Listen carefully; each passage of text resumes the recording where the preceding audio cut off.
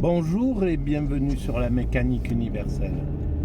Alors nous sommes lundi 12 décembre je pense 2022 et je ne sais pas de quoi je vais parler, mais peut-être finalement je vais préciser là sur ce petit chemin qui m'amène quelque part. Et comme ça vous voyez un petit peu la plaine auvergnate. Donc peut-être je vais préciser un petit peu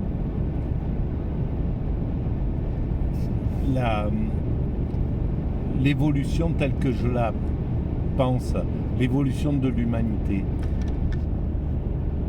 Qu'est-ce que c'est que cet état de perfection,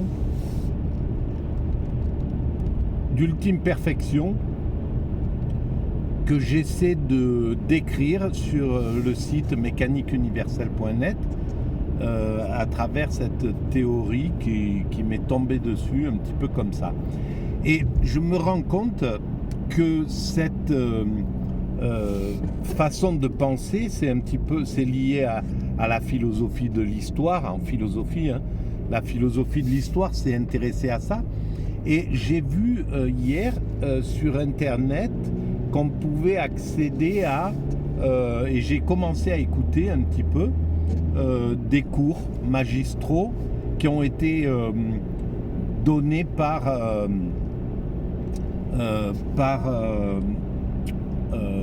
comment il s'appelle, c'était on pourrait presque dire pas l'adversaire, mais voilà le philosophe qui était un petit peu en opposition avec Sartre.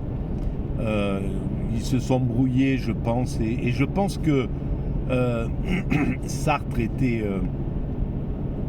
a été certainement un petit peu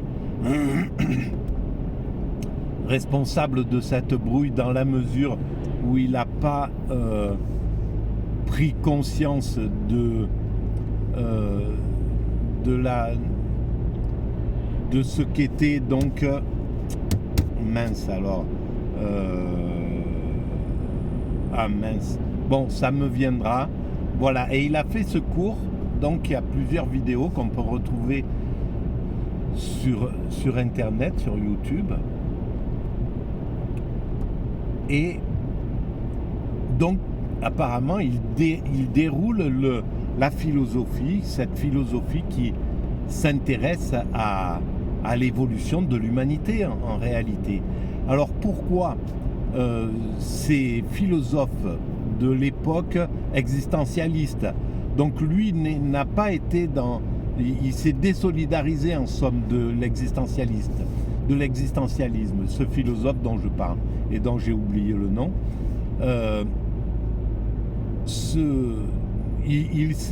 Et pourtant c'est lui qui a amené Jean-Paul Sartre à s'intéresser à Husserl. Et Jean-Paul Sartre apparemment est allé suivre des cours en Allemagne, des cours avec Husserl, et donc aller s'intéresser à la philosophie d'Husserl. Et c'est vraiment curieux que il a justement pas pris chez Husserl sa vision spirituelle, et c'est ça qui est assez incroyable. Bon, on va dire que Sartre il s'est dirigé très vite dans le combat et donc du côté du communisme, donc du côté du marxisme, et donc du côté de la pensée qui tenait à distance le spirituel. Et c'est ce qui a fait qu'en fait il est arrivé à une erreur, à mon sens. Je ne sais pas si Lévinas, qui était à peu près de cette époque et de cette conformation de pensée, Lévinas est revenu sur le spirituel. Et Sartre est revenu sur le spirituel à mon sens, un petit peu, même si j'ai pas fini de le lire, mais dans ses entretiens avec Benny Lévy, on a le sentiment qu'il comprend l'importance du spirituel pour la philosophie en somme. Et d'ailleurs, il n'y a pas de grand philosophe qui ne s'intéresse pas au spirituel. Ça n'existe pas, je pense. On ne peut pas dire que on se croirait dans le sud de l'Italie avec ces buffalone, ces bouffes là. Bon, bref. Et pardon. Donc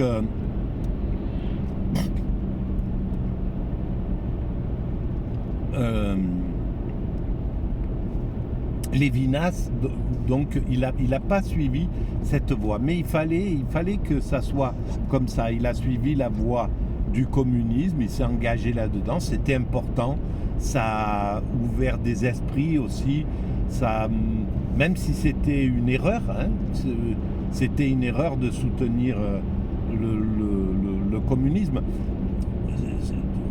C'est une erreur, c'est pas une erreur, mais au final,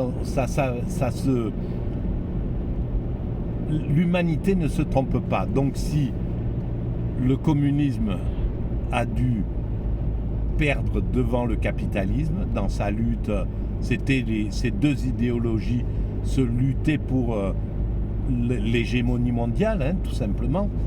Et si le communisme a dû perdre, c'est que il fallait qu'il perde. En fait, l'humanité ne se trompe jamais. Le modèle qu'elle va choisir à un moment précis, c'est le modèle qu'il faut pour l'évolution de l'humanité. Le dominant du moment, à un moment, ça a été les Égyptiens, puis ça a été les Hébreux ou les Hébreux avant, puis ça a été les Perses, puis ça a été les Grecs, puis ça a été les Romains, puis ça a été les Chinois, mais en même temps d'ailleurs l'Inde, etc. Il y a eu chacun a ces moments-là, et quand c'est le moment d'une hégémonie ou d'un diffuseur de valeurs, eh ben c'est logique. Et là, pendant un moment, ça a été donc le capitalisme, et le capitalisme, il a vaincu le communisme, et il est rentré dans cet état de toute puissance. C'est quand même curieux qu'il soit... C'est logique, hein, au niveau... Ça s'explique, et je l'explique sur la mécanique universelle et dans mes vidéos. Mais en fait, le néolibéralisme, c'est l'instrument pour flinguer le libéralisme, en fait. Les excès néolibéraux, alors qu'ils ne voulaient pas ces excès-là, hein, c'était les chantres du néolibéralisme, du libéralisme, on va dire, les Alain Minck, etc. Ils pensaient, avec bon cœur, ils pensaient que on allait vers une mondialisation heureuse, que ça allait bien se passer, etc. Donc il y avait une attente comme ça, et ils ne pensaient pas que ça allait être les malfaiteurs du libéralisme qui allaient prendre le pouvoir, les ultra-libéraux, les machos, quoi, les tueurs, en gros, qui ont pris le pouvoir et qui ont tracé la route de ce libéralisme.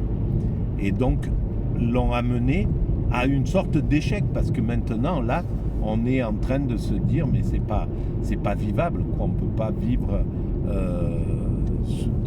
dans ce modèle-là.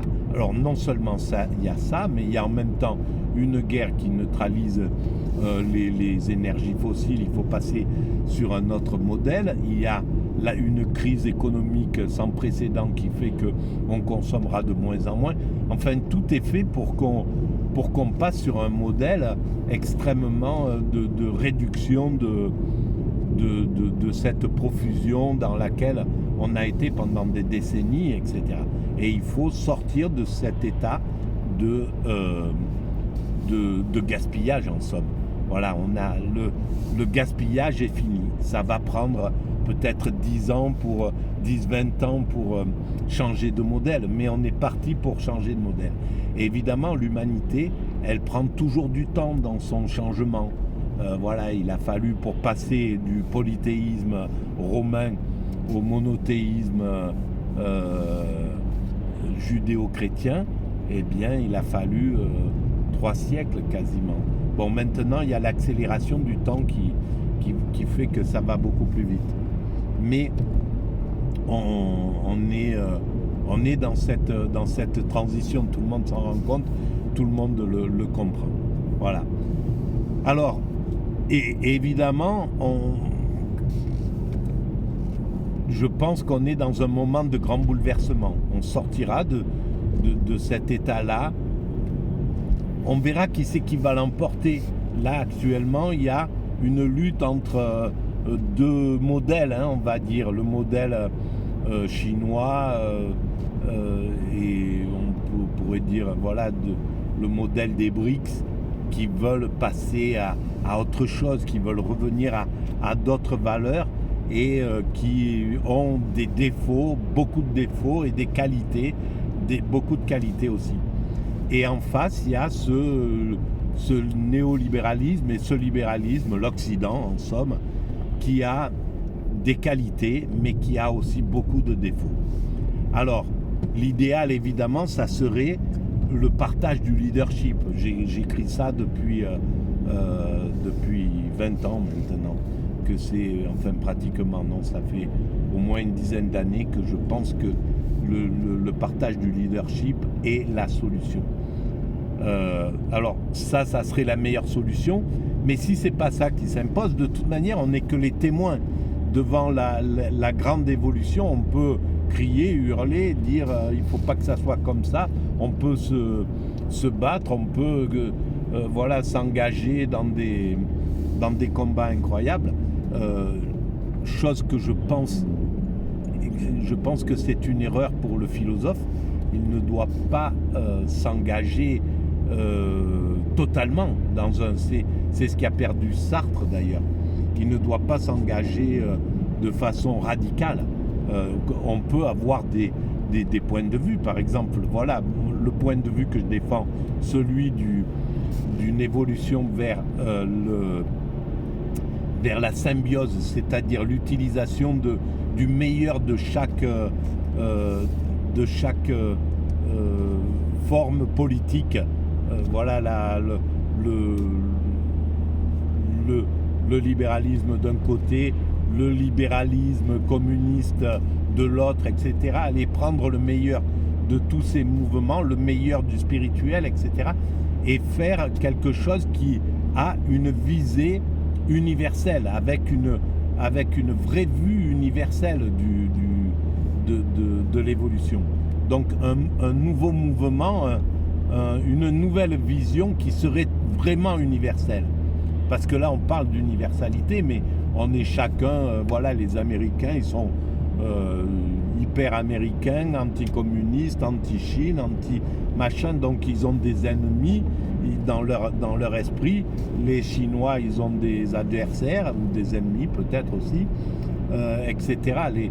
Voilà, on est toujours dans ces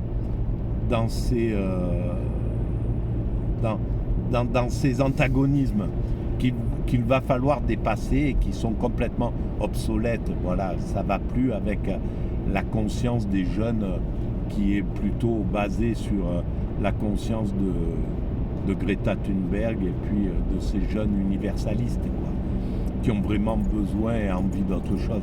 Et alors, il va falloir y aller. On ira là-dedans, on réussira. Il n'y a pas de souci, on va réussir à aller dans cette chose. Voilà. Alors c'est soit ça, soit... sinon peut-être il y en aura un des deux qui gagnera. Si l'Occident doit encore gagner, doit encore continuer à être les leaders de l'humanité, ça sera l'Occident qui gagnera. Si c'est les BRICS qui doivent gagner, eh ben, ça sera les BRICS qui gagneront. Voilà, et si c'est voilà, et si c'est la catastrophe qui doit s'imposer pendant quelque temps, eh bien, ça sera la catastrophe qui va s'imposer. Oh, c'est des oranges. Tiens, on ira voir ça tout à l'heure.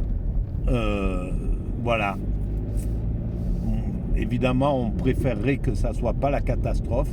La catastrophe, ça serait un déclenchement nucléaire qui anéantirait une grande partie de l'humanité et il faudrait recommencer sur d'autres bases, etc. Quoi qu'il arrive, l'humanité vivra, ou alors ça sera une autre espèce qui prendrait le relais. Hein. Ça sera peut-être les bonobos qui vont se mettre à évoluer comme nous. Et ça serait absurde. Ça voudrait dire qu'il n'y a pas de sens, que l'humanité n'a pas vraiment de sens. Et que le monde n'a pas complètement de sens. Ça me paraît impossible, mais bon, voilà, on n'est pas non plus des...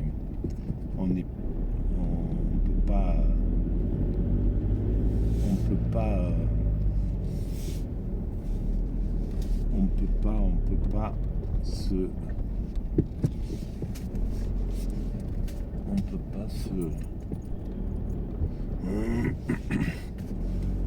peut pas être sûr de tout ça. Voilà, je suis arrivé, donc j'arrête.